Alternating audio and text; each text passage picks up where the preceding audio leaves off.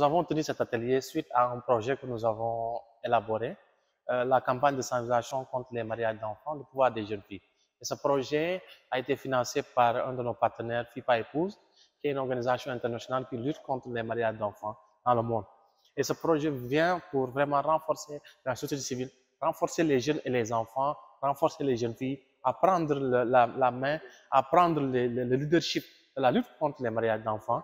Et c'est pour cela qu'aujourd'hui, nous avons convoqué les autres organisations membres de la coalition nationale contre les mariages d'enfants, dont nous sommes membres, pour travailler ensemble sur renforcer nos capacités sur les codes de l'enfant, tous les dispositifs discriminatoires contre les droits des filles, mais aussi mettre en place un plan d'action de plaidoyer. Ce plan d'action que nous allons mettre en œuvre ensemble grâce aux appuis des autres partenaires, nous allons vraiment amplifier notre voix, mener des actions de plaidoyer pour le relèvement de l'âge du mariage des enfants et l'adoption du code de l'enfant qui est vraiment à latence au Sénégal. Nous avons eu à remarquer qu'il y a beaucoup de dispositions discriminatoires qui entravent l'émancipation, le droit et les obligations de la femme au niveau du Sénégal. C'est la raison pour laquelle nous constatons que vraiment la loi porte un handicap et ça devait être le contraire. La loi devait être au service des droits des femmes et des filles, mais nous voyons qu'il y a beaucoup de dispositions dans le code de la famille, dans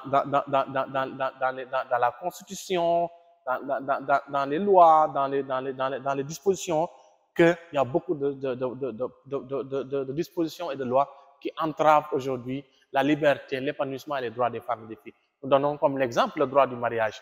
Aujourd'hui, on ne peut pas marier un homme avant 18 ans, mais aujourd'hui, on voit que chez la femme, c'est 16 ans. Il y a une discrimination. Deuxièmement, on ne peut pas permettre à la femme de décider de sa maison conjugale. Cela est attribué à l'homme. On ne peut pas permettre à la femme d'avoir le droit de paternité, de donner le nom à son enfant. Ça, c'est dévolu à l'homme. Et tout cela, c'est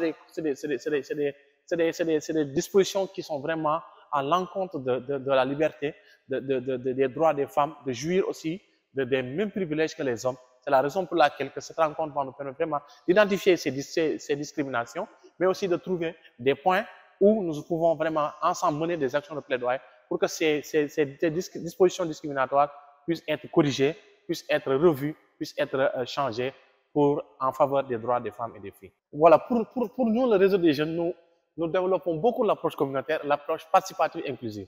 Parce que nous croyons que c'est les communautés à eux d'identifier les problèmes, de poser les problèmes, de régler les problèmes et de mener des activités pour solutionner, apporter des solutions à leurs problèmes. C'est la raison pour laquelle dans toutes nos activités, nous impliquons les populations. Nous impliquons les chefs religieux, nous impliquons les autorités locales, nous impliquons les Badjanougos, nous impliquons les organisations de jeunes, nous impliquons la presse communautaire, nous impliquons tous les acteurs qui sont au sein de la communauté. Parce que nous croyons que c'est à eux, nous on est là que pour leur aider à identifier les problèmes, à voir le problème, mais à eux d'apporter les solutions, à eux de mener les actions avec leur propre population, avec leur propre cible pour réaliser ces activités. C'est la raison pour laquelle dans nos activités, nous mettons toutes les couches de la société, les chefs religieux parce qu'ils ont une importance capitale dans les prises de décision, dans l'influence, mais aussi nous avons les femmes, nous avons les jeunes, nous avons aussi les parlementaires et les décideurs qui sont aujourd'hui toute cette couche de la société qui peuvent ensemble trouver des solutions, mener des plaidoyers pour le respect des droits des femmes et la lutte contre toutes les formes de discrimination dont sont victimes les femmes et les jeunes filles.